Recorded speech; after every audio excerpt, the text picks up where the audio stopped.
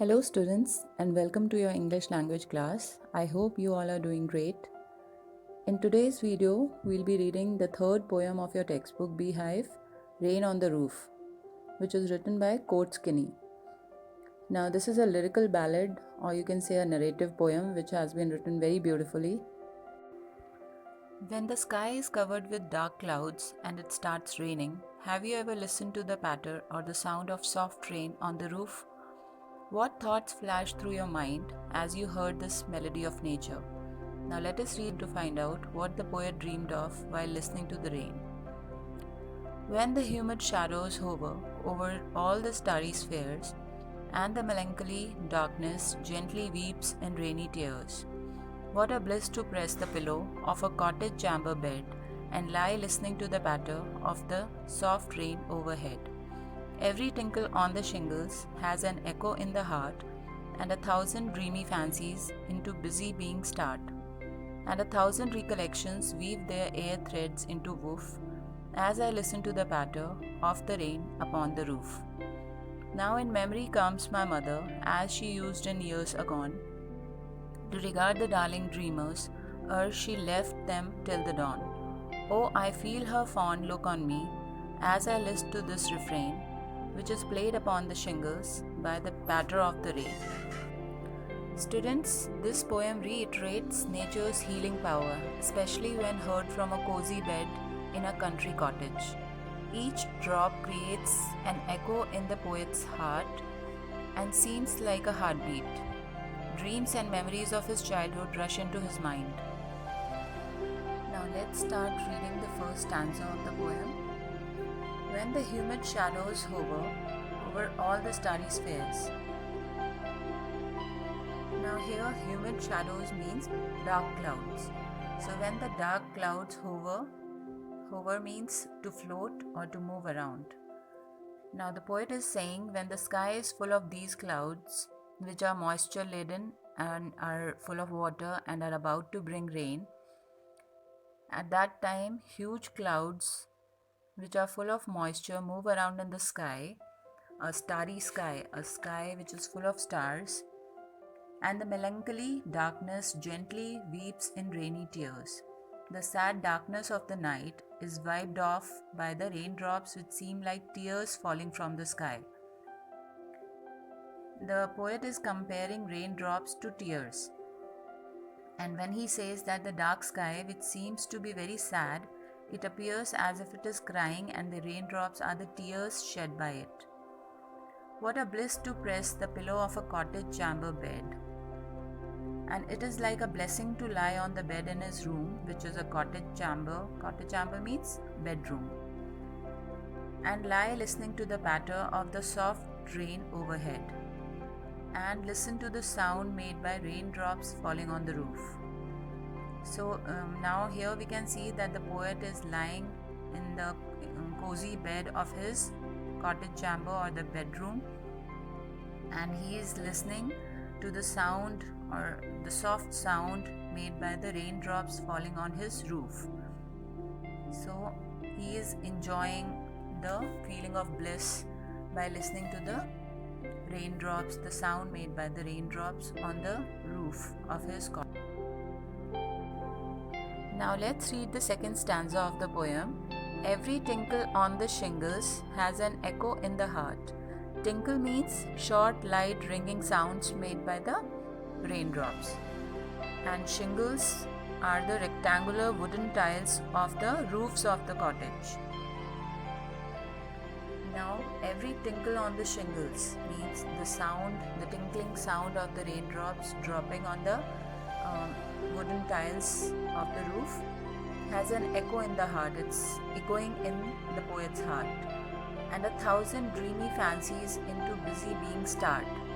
Whenever he hears rain falling on the rooftop, the sound repeats in his heart, and in his dreams he has many different fanciful imaginations. And 1,000 recollections weave their air threads into woof. He adds that this sound of the rain falling on the rooftop creates many new different dreams in his mind. He recollects many memories of the past which come back into his mind as dreams. as I listen to the patter of the rain upon the roof. So he says that as he listens to the sound of the rain upon the roof, he has many new dreams in his mind come back in the. So every tinkle on the shingles has an echo in the heart, 1,000 dreamy fancies into busy being start, and 1,000 recollections weave their air threads into woof. Woof means the threads woven across the loom. You must have seen that handloom thing. That's the cloth that is made out of that handloom is known as woof. As I listen to the patter of the rain upon the roof. Now this is our third and last stanza of the poem. Now in memory comes my mother, as she used in years agone. Now the poet introduces his mother. He says that he is dreaming of his mother. He's missing because maybe she has expired long back. To regard the darling dreamers, ere she left them till the dawn. Now here the word ere is an obsolete word, and it means in earlier times. It's not used anymore. This word is not used anymore. Only in poems you can find out these kind of words. To regard the darling dreamers, ere she left them till the dawn. As he had told in the previous stanza, that rain brings memories of the past. It is the memory of his mother who is no longer alive. In the past, she used to love him a lot. She used to consider him a darling, and she would let him sleep till daybreak and have sweet dreams.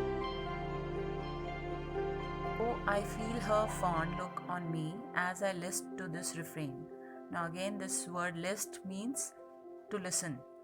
It's an obsolete word. Now, the poet can still feel that his mother is looking at him as he listens to the song made by the raindrops falling on the rooftop of his room, which is played upon the shingles by the patter of the rain. The sound of the rain makes him correlate his past with his present. That is why the poet is moved by the sound of the raindrops on the shingles of his roof.